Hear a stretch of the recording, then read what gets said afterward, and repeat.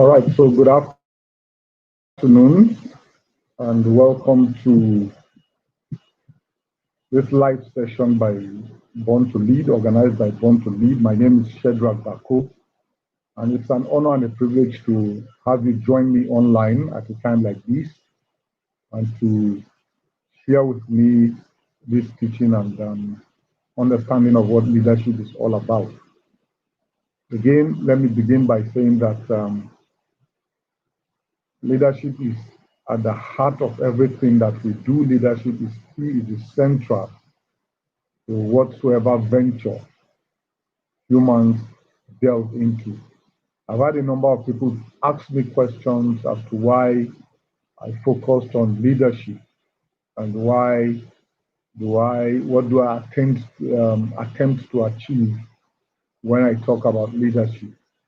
Now, I've always said to people who have asked, using John Maxwell's quote, which is to say that everything rises and falls on leadership. I do believe in that. I do agree with that.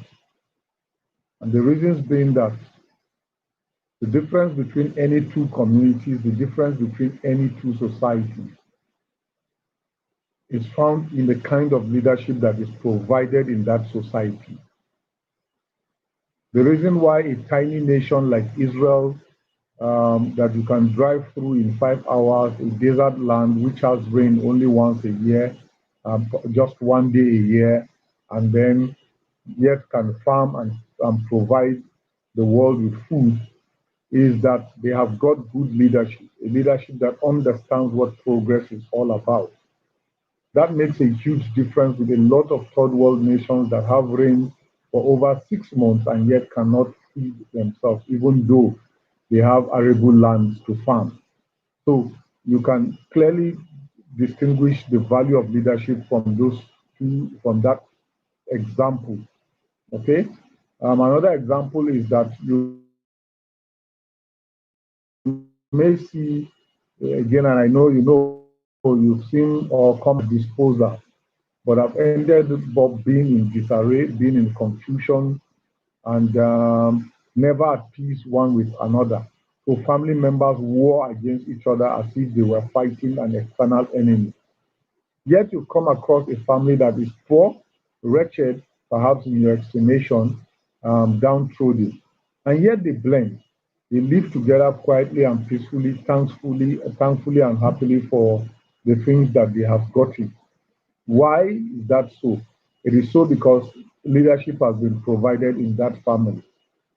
So anywhere that leadership is provided, any situation where leadership is right, every other thing goes right. Now, they may not have everything that they require, they may not have everything that they need in life, but then they are contented because leadership has made them contented with whatever they have. So that's why I talk about leadership. That's why I concentrate and teach so much about leadership. It is key, it is fundamental, it is at the heart of every human venture that we could ever embark on. Today, I will be talking about the 21 irrefutable laws of leadership. I'll be trying to analyze or summarize a book written by John C. Maxwell that talks about the 21 irrefutable laws of leadership. Now, when we talk about the irrefutable laws of leadership, John Maxwell is not suggesting that those are the only laws that are found when leaders talk, or those are the only laws that build or direct a leader completely. There could be other laws. But what John Maxwell suggests is that with these 21 irrefutable laws, all other laws can find themselves within. All other laws can be gladly explained if you go through these 21 irrefutable laws. John Maxwell also suggests that these laws are so fundamental, they are so key, they are so instrumental, that regardless of where you are providing leadership, if you practice any of these 21 laws, talk more of practicing the 21 laws, then your leadership will grow exponentially. Your influence will increase worldwide. Your strength and your ability to do things will rapidly grow. So this is why John Maxwell writes about the 21 irrefutable laws of leadership. And I do hope that as you join me and as we go along, you will agree with me that these laws are key, they are fundamental, they are instrumental to every area of life, okay, that you want to address leadership with, okay. So these are some of, this is the reason why John Maxwell calls these irrefutable laws. So whether you are in government or you are a social media personality, sports, business, family, entertainment, education, whatever field of life you find yourself in, if you practice any of these laws and or as many of these laws that you are able to practice, so much will your influence grow in societies wherever you find yourself. There are 21 of them. I will not want to rush through because I want it to be clear and explicit for everyone who is joining me to understand and to begin to practice them. My aim is not just to talk about the laws, my aim is to talk about them in such a way that you are inspired. You are inspired to practice them. And like I said earlier on, if you practice any of the laws, you can be sure that your leadership will grow and grow pretty well. Okay, so today I would most likely be taking 7 of the laws within the time span that I have, so that I won't bore you with too many details and information, and then so that you can practice these 7 laws within the next few days, and then on Saturday at 1 p.m. I would also take on 7 more laws, and then by Wednesday next week, hopefully, we'll conclude the 21 laws. So thank you for joining me. If you have any question, just type it in the comment section. I will read your question and respond to them as may be necessary. If you have any suggestions on how to improve this, please feel free to send by the comment section. If you have any criticism that will help me grow and improve in the things that I'm doing, feel free again to put them in the comment section. There's no harm in speaking out your mind to me. Thank you for joining me. So let's begin. Law number 1 is the law of the lead, L-I-D, law of the lead. By this, John Maxwell suggests that leadership ability is the lead that determines a person's level of effectiveness. Leadership ability is the lead that determines the person's level of effectiveness. The lower an individual's ability to lead, the lower the lead of his potential. And I agree with this. Every one of us has leadership ability and capability within us. But foremost, not everybody has recognized that you and I were born and created to lead.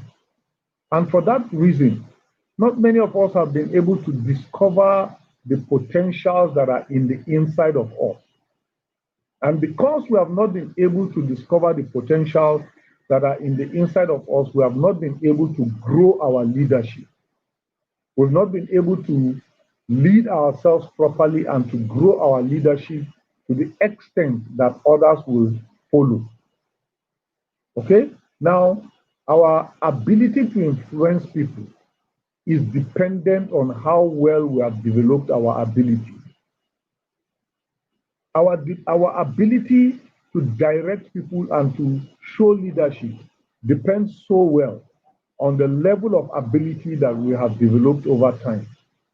Now, note that every one of us has the ability to grow, to become a 10 person.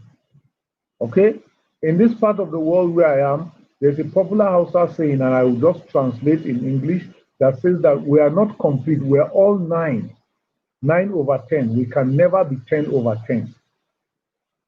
Okay? As true as that may seem, yet we can grow our leadership to hit 10. Now, because of that kind of saying, there are a number of people that have refused to grow their leadership ability to hit the highest number that they require to hit at any point in time. So my challenge this hour, and just like John Maxwell will say, is to grow our leadership ability to a 10. Okay? Hard as that may seem, difficult and impossible as it may appear, we can grow. If we grow to a 9, then we can confidently strive to grow to a 10. Of course, we are all humans. We have our faults, we have our limitations. But if we desire to grow, we can constantly grow on a daily basis. We can grow in terms of our character. We can grow in terms of our skills. We can grow in terms of our planning abilities. We can grow in terms of our dedication. We can grow in terms of our success. We can grow even in terms of leadership or learning from our past results. Why? Because the more we grow, the more our influence grows in our society. And the law of the lead suggests that if you are a level 7 leader, okay, from 1 to 10, you are at level 7. You can never lead a level 8 or level 9 person. Never. Because a leader ought to always grow beyond those that are looking up to him. In fact, nature suggests that people rally around those they look up to, those that they aspire to be like, those that they dream or think to be like. That's what nature teaches us. Therefore, if you are a level, a 10 leadership or a 10 leader, what you will expect are people of 7, 8, 9 who are coming behind you. Unfortunately, most of us do not know this. Therefore, we do not even strive. We do not attempt to grow our leadership. Okay?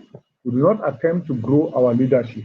So, if you grow in your leadership, or if you attempt to grow to raise your leadership to the highest level, you can be sure that people will follow you. So, the law of lead suggests that leaders only lead people who are beneath them. If you are a level 5 leader, you cannot lead level 6, level 7 persons, or level 6, level 7 followers or leaders, because all of us are leaders. Okay? So strive to grow. That's the first law. And that should be good news for us. It should be good news for us that every one of us has the potential to grow. It is unwise to sit and think that you won't grow or you are unable to grow. Educate yourself. Self-education is very, very important. Self-education is quite important for every one of us. All right? So if you're a level 4, level 5 leader, please strive to grow. Strive to do things better for yourself, because that way you will influence more people. So the first law is the law of the lead, which suggests that you can only lead to the level at which you have grown your ability. You are a lead, you are a cover, okay, to everyone beneath you. And if your cover is only at level 6, you cannot cover someone who is at level 7, 8, 9, or 10. Okay? So, and of course, you hear a lot of grumbling, or you see a lot of people grumble over people who are ahead of them. Now, the truth is that a number of them have not even attempted to grow like those who are ahead of them. So, the law of the lead is the first law of leadership. And this law is very flexible. Why is it flexible? It is flexible because every one of us can grow. You are at the level where you are today, and you are the level, or you are influencing the people you are influencing today only because of the level at which you have grown. Only because of the level at which you have grown. The second law of leadership is the law of influence. What does the law of influence suggest? John Maxwell's definition of leadership is that, or the law of influence is that the true measure of leadership is influence, nothing more, nothing less. If you have followed me for some time, you may have heard me define leadership by just as J. Oswald Sanders defines leadership, which is that leadership is influence. And that is true. That is correct about life. Leadership is influence. So the number of persons you influence, the number of persons that you cause to grow, or the number of persons that you are able to influence will determine how vast or how strong or how interesting your leadership level is. And John Maxwell agrees with that definition and even says the true measure of leadership is influence, nothing more, nothing less. This, of course, is one of John Maxwell's famous quotes, and he says this constantly every time that he does leadership training. So the law of influence also suggests that you can grow your influence. You can grow your influence. The question is, who are you influencing at the moment? Who are you influencing at the moment? An expert neurosurgeon will influence every other neurosurgeon that has not grown to his level of expertise. A senior advocate of Nigeria, let me use that as an example, will influence as many persons who are aspiring to be a senior advocate of Nigeria. Now, unfortunately, because leadership is not about title, it's not about position, there is a limit to which you can influence people. There are so many people who occupy leadership offices and positions, but are not leaders because they are not influencing anybody. There's nothing that they say or do that anybody ascribes to. Again, because there are certain qualities of you to, there are certain qualities that are required of you to be able to grow your influence. There are certain things, qualities, that are expected of every human if you want to grow in your influence. The qualities of character, integrity, more or less insist that people trust you, such that even if you do not seek to influence people, even if you do not seek to make people trust you, basically, because you are a person of integrity, they will just seem to follow you. And you know you can grow your integrity. You can grow your integrity when you speak the truth, when truth should be spoken. You can grow your integrity when you stand up for what is right at every time and any time. You can grow in your integrity when what you say in the morning in a group of persons is what you will repeat at night when those persons are not around you over an issue. So, of course, you can grow your influence by growing those qualities of life. Sadly, insecure leaders often influence people in such a way that it keeps others down in order to do what? To protect their position or leadership in the group. It was said of Henry Ford, all right, the foremost automobile industry owner, that while he was leading, he didn't want anybody to grow beyond him. And he transferred that culture to his own son. So while they were leading, even though the manufacturing industry was thriving, but they didn't want anybody to surpass them in terms of leadership. Eventually, that had an effect on the company and it began to crumble until the third generation saw a need to allow others grow, and they allowed people to grow. The problem with third world nations is that we have got leaders, men and women who are sitting in leadership positions and offices who do not want any other person to grow around them. At best, they train their children to take over office after them. And there are so many countries in Africa that have done that. That they train their children to take after them. And when the children come in, because they have not been properly groomed, they also do not show any form of influence. So they use all power and negatively to impact the life of people. That is absolutely wrong. The law of influence tells us that the true measure of leadership is influence, nothing more, nothing less. Again, the best leaders, all right, are leaders who are always raising people up. Leaders who are always grooming and training and mentoring people to not only occupy or take their own position, but to surpass them in the things that they do. To surpass them. Over 2,000 years ago, there was a Jewish leader who told his followers that what you see me do, you can do and do even much better than I have done. And you know what? How true. After he left them, the followers began to do much, much greater things than he had ever done. Why? He raised them up. He groomed them up. He showed them the perfect example of things that they should be doing.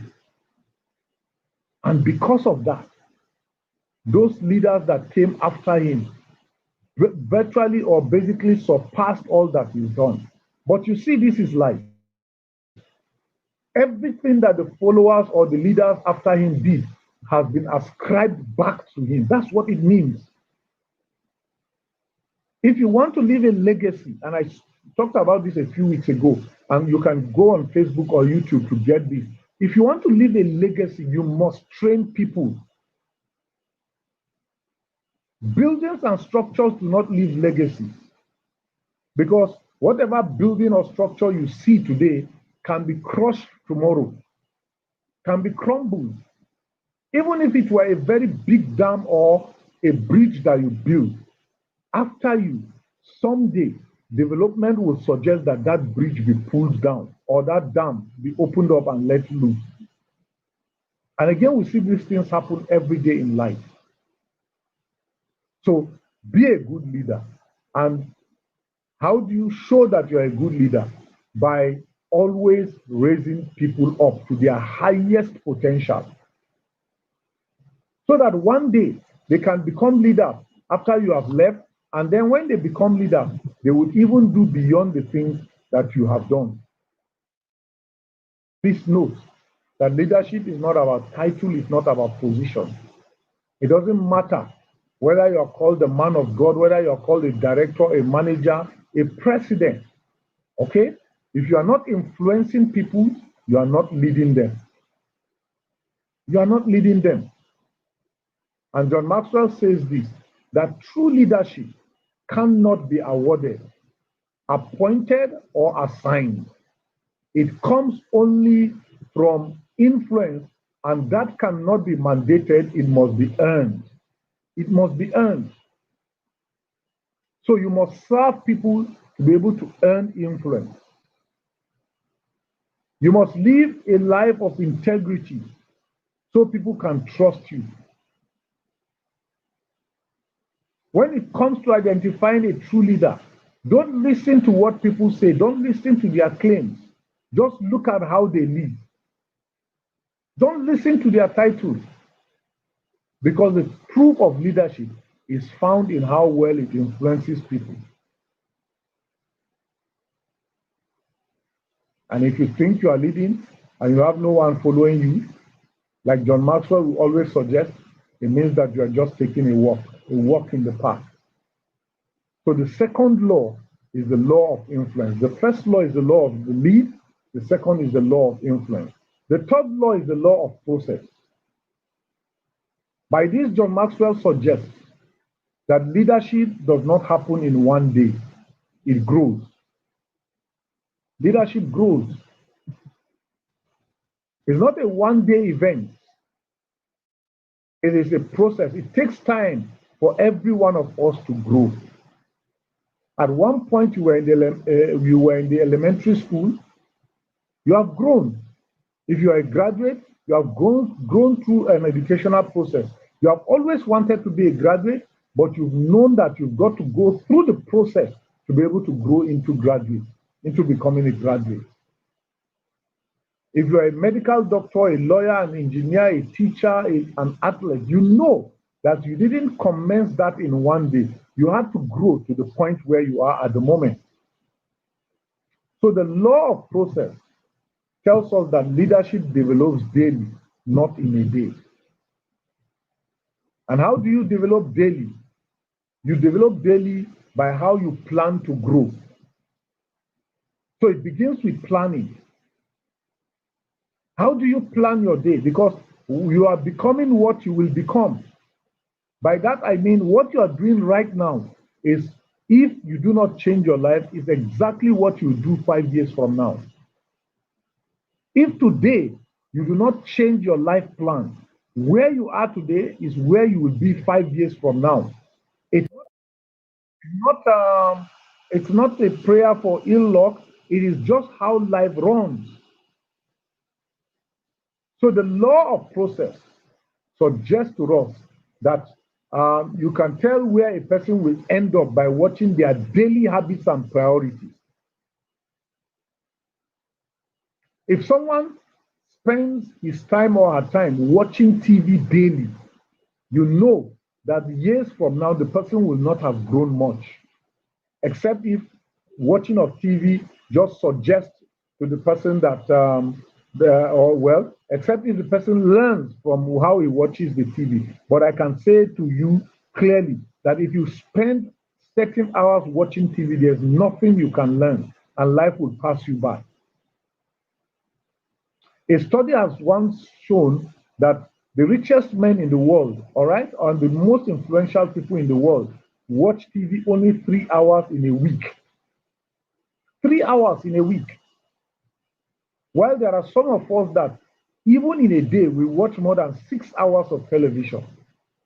That's dangerous. For you to grow, you must have a personal plan for growth, a personal growth plan. And to start a personal growth plan, again, I've thought about how to plan your day. Go back on Facebook, on my page on Facebook, Shedrack Bako on Facebook, or Born to Lead on YouTube. And while you're on YouTube, please share, like, and subscribe the videos that you see. Whatever you like there, share, like, and subscribe. Okay, on YouTube, Born to Lead. Now, as I was saying, if you plan your day properly, your week will be well planned, your month will be well planned, your year will be well planned. That's how life goes. And if your year is well planned, your life, your entire life can be well planned. What you see on people's daily agenda tells you where the person is going in life. Your priorities, your passion, your abilities, your relationships, your attitude, your personal growth, your personal discipline, your vision, your influence, all of these contribute to tell us what your destination will be like. You've not grown in the last 4 or 5 years. You've rather thrown blames at other persons. Okay? I watched a program on TV, I think last week or so, that says that you are the reason why I am fat. That program made me laugh, because those who came up with excuses as to why others made them fat didn't tell themselves that they had choices. Everything they saw, they ate. And they felt the persons who bought whatever they ate and left around the house was the reason why they were fat. No, they did not use their choices well. Okay? So the third law, the law of process, suggests to us that leadership does not develop in a day, it develops daily. And that the things that you do daily, all right, the things that you do daily will determine how well you will grow. How well you will grow. So The law of process is the third law of leadership. And I would suggest that from this training, that you begin to make a personal growth plan so you can improve your life, you can improve your work, you can improve on your family. If you want to improve on your family, get books and read on how to run families. If you want to improve your marriage, get books and read. Make books on marriage and read. Read articles online on marriage. If you want to improve on your career, read books that talk about your career. Set a target. My target this year is to read 4 books a month. At the first month, it didn't start easy, but by the second month, I've adjusted to 2 books a month. By the third month, I was able to do 3 books a month. That's what I've been able to do so far. 3 books a month, but I've read hundreds, if not thousands, of articles online. I have a bit of a challenge when a book is bulky, I become lazy to read it. But when things are broken down in bits and pieces, I'm able to read it. So I've also identified that about myself. I've been able to even break down books in the way that I can read them. So the law of process challenges us to grow on a daily basis. The next law, law number 4, is the law of navigation. And this law follows closely the law of process. Because once you've been able to determine the process of growth and what you exactly want to be in the next 5-10 years, the next thing is to be able to navigate your business or organization or your life through the challenges and obstacles that come your way as you seek success. Okay? As you pursue success, you must be able to circumnavigate around obstacles that arise against you. And again, that is one thing about life. Okay? At one point, I was fooled to think that everything had to be easy for me. No, you don't grow when things are easy. You grow when things are rough. Because it is in having the friction, okay? It is in having friction that you grow. John Maxwell will say everything worthwhile is uphill. Everything worthwhile is uphill. If you want to see or be at the top of a house or be at the top of a mountain to be able to look around your town, you have got to struggle to climb the mountain. Climbing the mountain is not an easy task. It's not a pleasant task. But once you are able to climb to that point, okay, you gain an advantage that someone who is down the mountain at the foot of the mountain cannot gain.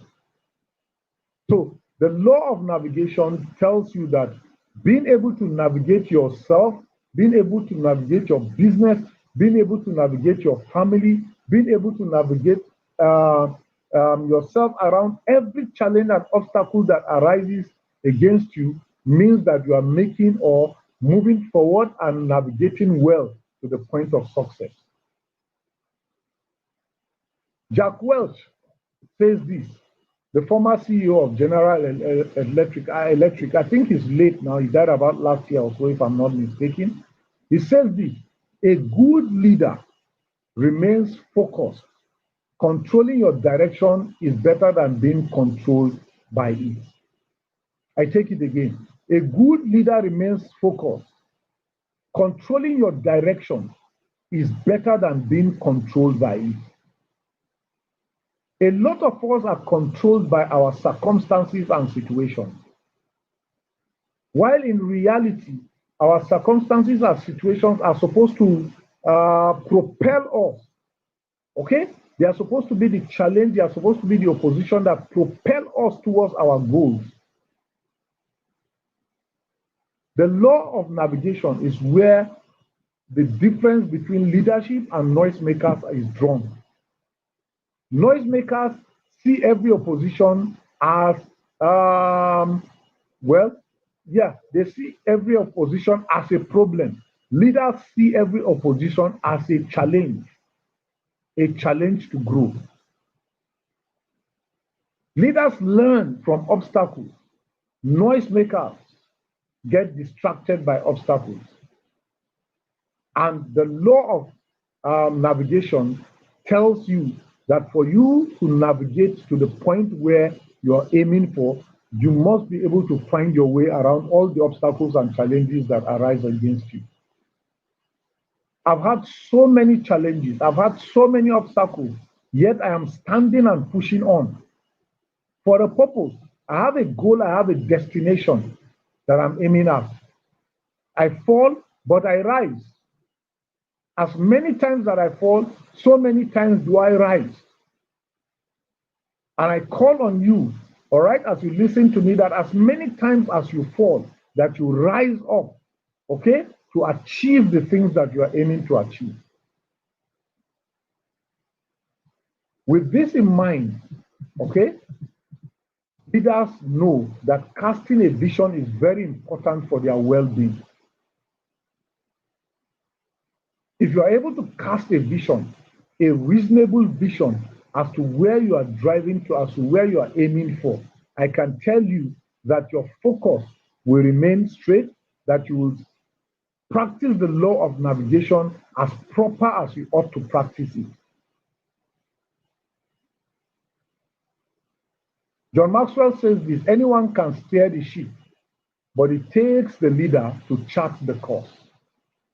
And it is true. Anyone can steer the ship, but it takes a leader to do what? To chart the course. Leaders are people who see challenges and obstacles as opportunities for growth. The Chinese word, okay, I think in Mandarin, the word that describes problem is the same word that defines opportunity. The same word that describes or defines problem is the same word that defines and describes opportunity. So by that Chinese word, it depends on which side you choose to fall. How you see the word will determine whether you are having a proper navigation or not. How you see or how you see life will depend on what side of the word you fall into. The law of navigation is the fourth law, and it suggests that you must see every opposition and every obstacle as an opportunity for growth. Stop being a noisemaker. Born to Lead was born at the time that the Nigeria's economy suffered a huge loss. And we're standing because it was birthed, okay, at the point of pain. It was birthed at the point of struggle. Why? Because my eyes have been opened to see that every challenge is an opportunity for growth. Every challenge is an opportunity for growth. Law number 5 is the law of addition. The law of addition simply says leaders add value by serving others. Leaders add value by serving others. Our daily aim as individuals, as leaders, is to add value to the life of people. And again, I think about 2 weeks ago, I did a teaching on how to add value to the life of people. You can go to my Facebook page, Shadrach Baku, or again, YouTube channel, which is Born to Lead, and check for how to add value to the life of people. Now, we add value to others when we truly value them and intentionally make ourselves valuable to them. And that's true. Every time that you add value to the life of people, you have added to their life and you are also improving them. And research has shown that 90% of all people who add value to others do so intentionally, which means that you cannot add value to someone accidentally. No. When parents pay school fees for children, they're adding value to the life of the children, and that is deliberate. It is intentional. Mature leaders listen, they learn, and then they lead with value, or lead people adding value to their lives. When people like Nelson Mandela led the struggle against apartheid in South Africa, they added value to the people's life at the cost of their own pleasure, at the cost of their own comfort, at the cost of their own life. Nelson Mandela was intentional about adding value to the life of people. Again, you can talk about Mother Teresa. You can talk about Martin Luther King Jr. You can talk about Martin Luther himself. All these persons added value to the life of people, and they were intentional about what they did. So the most helpful way that we can do this is to actually get to know people, or know the people that we're leading on a very personal note. We need to find out what their hopes are, what their dreams are, what their aspirations are, what their priorities are, what their goals in life are, and figure out how we can help and assist them. We must learn to add value to the life of people.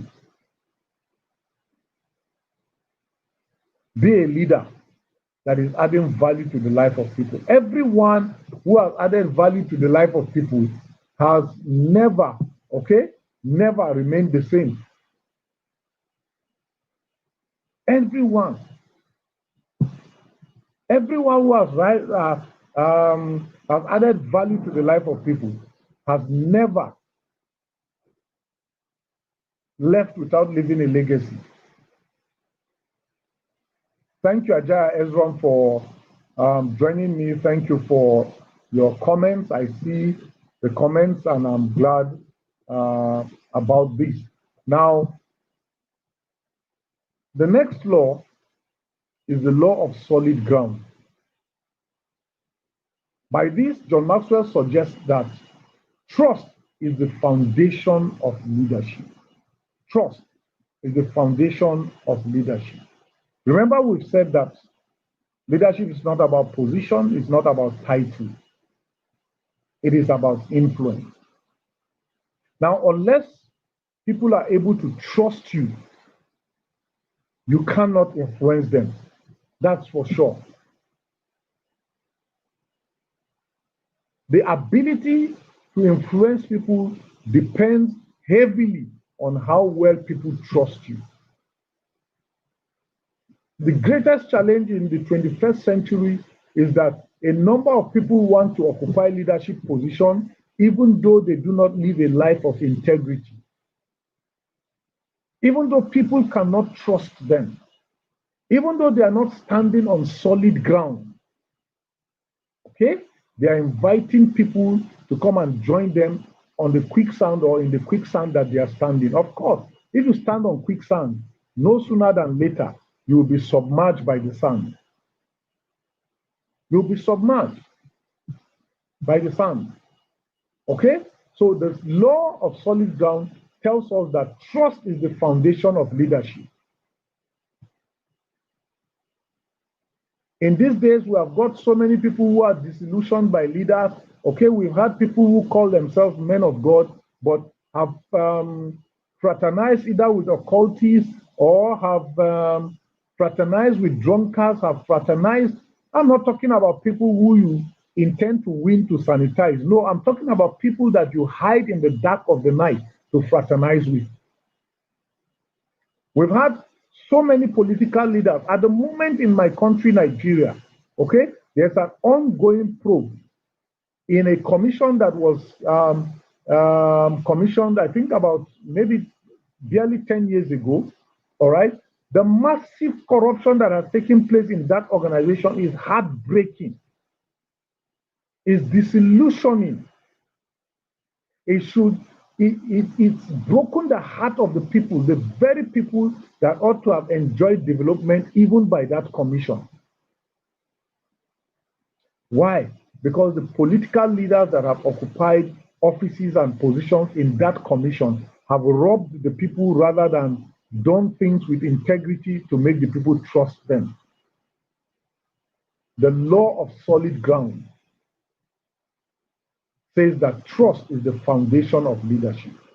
And I say that you cannot be trusted unless you have integrity. And you cannot have integrity unless you deliberately decide to pursue integrity. Because if you do not have trust, you have nothing to offer. Absolutely nothing. In fact, in reality, leaders do not seek for followers. It is followers who seek for leaders. That's the truth about life. Followers seek for leaders. Every one of us, okay, at one point in time was lost in life. Leaders are people who have found their lives, have found the direction to go, and they have character. They are people of integrity, and because they are people of integrity, others rally around them, seeking for their help and their direction. And for you to be on solid ground, you have to consistently exemplify competence, connection, and character. Competence suggests that you are an expert at whatever you do. And you cannot be an expert at whatever you do unless you grow in it daily. Connection suggests that you have a relationship with those that tend to follow you.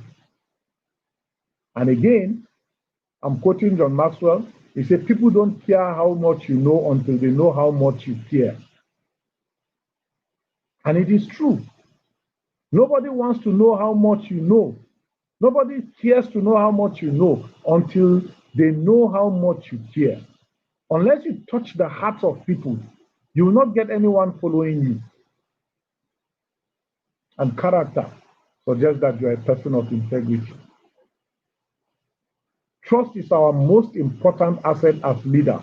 Trust is our most important asset as leaders. Now, John Maxwell writes this, and I would just like to quote it. He says, by making sound decisions, by admitting mistakes, by putting what's best for their followers and the organization ahead of their personal agendas, leaders grow, or leaders stand on solid ground. And I agree. A leader must be able to make sound decisions. A leader must be able to admit his or her mistakes and, in fact, take responsibility for the mistakes of followers. So you must be able to share your success or allow people to take credit for the success while you take responsibility for the failures in your group. And of course, you've got to think of your followers' interests higher than your interests. Your organization's agenda must be top priority above your personal or individual priority. Because no leader can break trust with his people and expect to keep influencing them. It doesn't work. No leader can break the trust of the people and expect to continue to have influence over them. It doesn't work. And just like I've said earlier on, leadership is influence. And influence grows when you are competent, when you have connection, and when you have character.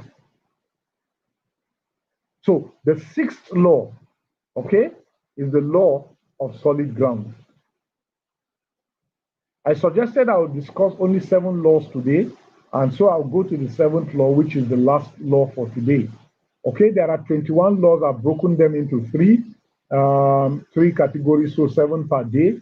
The next will be on Saturday at 1 p.m.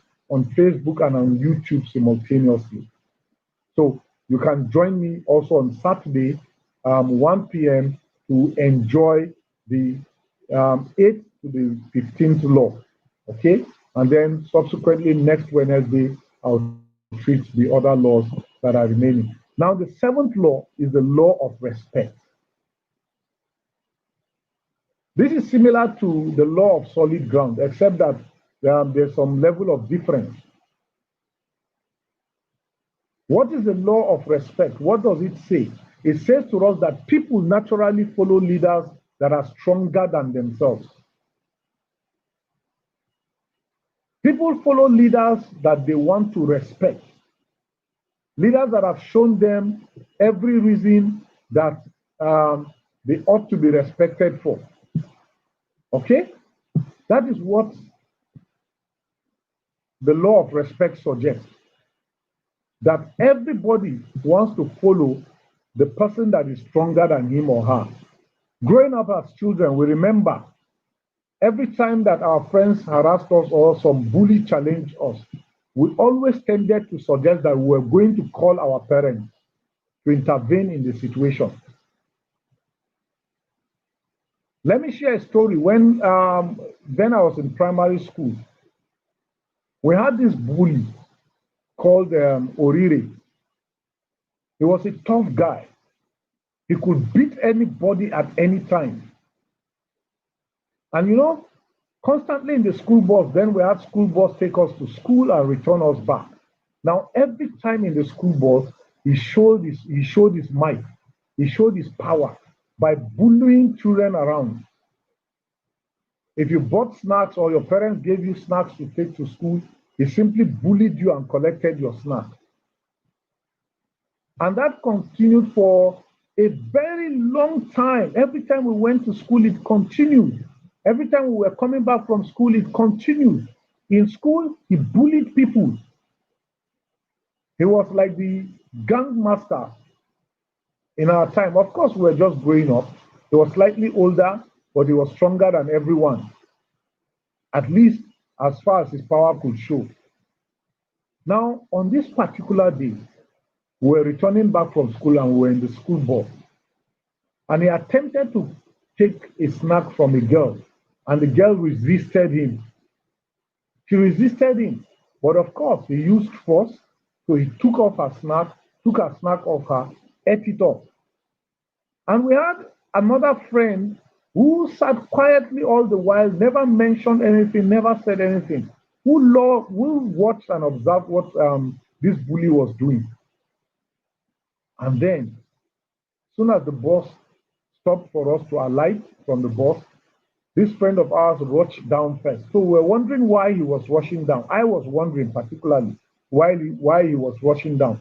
Honestly, I thought he was going down from the bus to run back home so that nobody would question him about how that man bullied that girl and took her snack.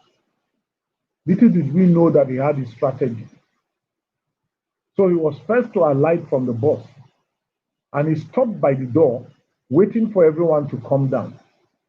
Now, when the bully arrived at the door, without any doubt, without any question, he simply pulled off his feet, dragged him off his feet. And you know, because he was down and had more balance, the other person who was up, the bully who was up, didn't have much balance, so lost and didn't expect that would happen. So he lost balance and fell to the ground. And this young man, as soon as the bully fell to the ground, he sat upon his head and punched him several times. He punched him so well that while some were applauding, some were pleading for him to stop punching this bully. Eventually, we rescued the bully off his hands. And you know what?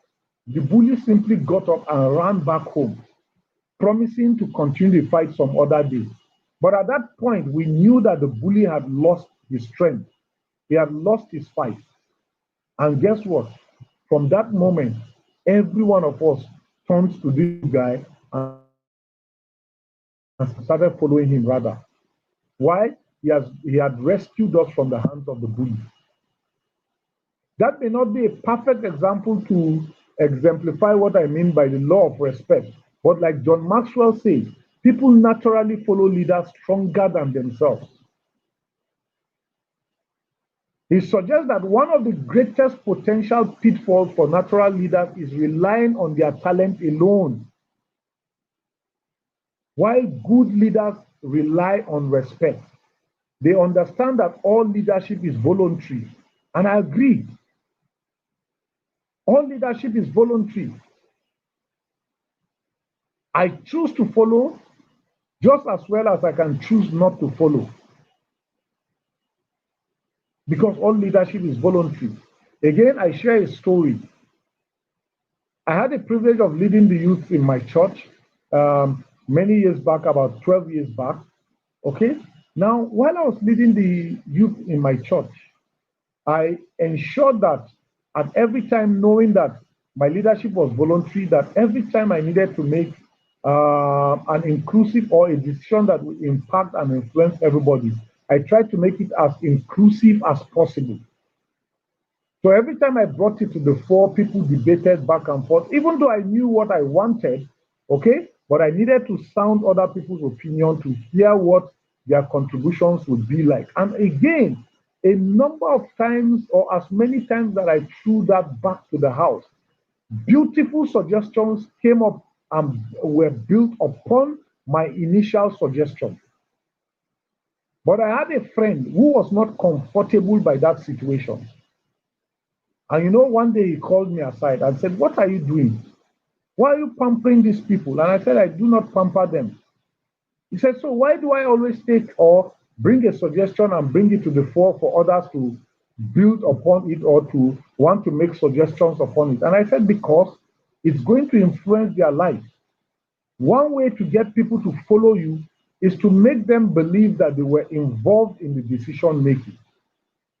And once they feel they are involved in decision making, they know that responsibility rests upon them to follow through the decision that they have made." And he said, no, he was not comfortable with that. So I asked, "What do you suggest that I do?" He said, "Whenever I and the ESCO members had made decisions, we should simply come and impose it upon the people.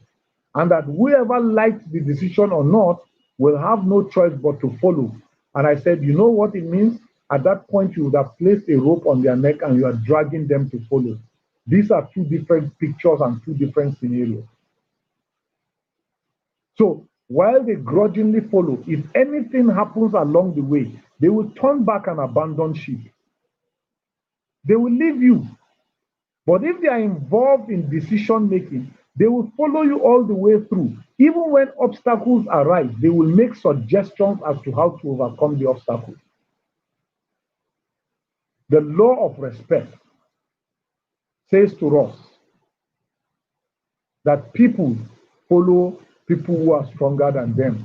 And one way to be stronger than people is to maintain integrity, is to maintain courage, is to have vision.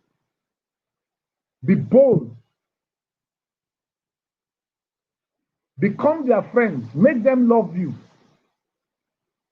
And love them even first. As soon as people have respect for you, you can have influence over their lives.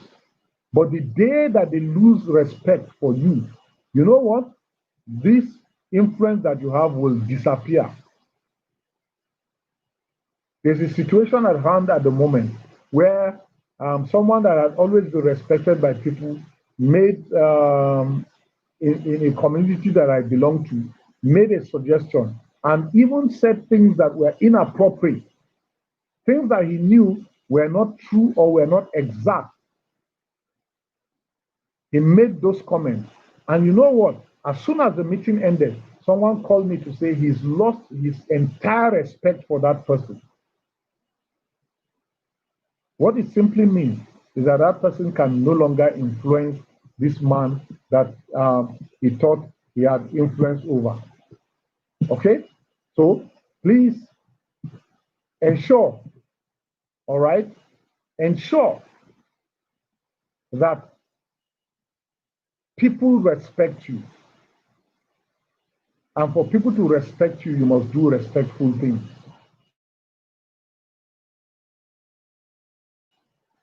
That's the seventh law. Let me make a recap just before I close for today. All right? We're talking about the 21 laws of leadership as written by John C. Maxwell. And he says the first is the law of the lead, which is that leadership ability is the lead that determines a person's level of effectiveness. And we're saying that for you to have a higher lead, you've got to do what? You've got to grow on a daily basis. The second law is the law of influence. And this is the true measure of leadership. John Maxwell says influence is leadership, nothing more, nothing less. Again, you must learn to grow in influence. The third is the law of process. And this law of process suggests to us that leadership develops daily, not in a day. Therefore, you must seek pathways to grow. Law number 4 is the law of navigation, which is closely related to the law of process, which is being able to navigate your life, your business, your family, your organization through challenges and obstacles to be able to reach your point of success. That's the fourth law. The fifth law is the law of addition. Simply, it says leaders add value by serving others. Add value to the life of people, serve them. The sixth law is the law of solid ground, which is also suggesting that trust is the foundation of leadership. If you have trust, if you have built trust, you are standing on solid ground, and people would want to come to you to rest on your solid ground. And the seventh law is the law of respect. And here we're saying that the law of respect reminds us that people naturally follow leaders stronger than themselves. Stronger in terms of strength, stronger in terms of courage, stronger in terms of integrity, stronger in terms of knowledge, stronger in terms of spirituality, stronger in terms of every wise that you can think of. These are the first 7 laws in the laws of leadership. Okay? Thank you for joining me. Thank you for your time with me. Next Saturday or on Saturday, just in a few days' time, I will take law number 8 to law 15. Hopefully, you would practice law 1 to 7 and continue to practice them as part of your life. Thank you for your time with me. On behalf of Born to Lead, I'm Shedrack Bako, and I thank you for spending your time with me. I do pray and hope or wish that subsequently you join me on Saturday at 1 p.m. Thank you for your time, and see you and have a blessed day.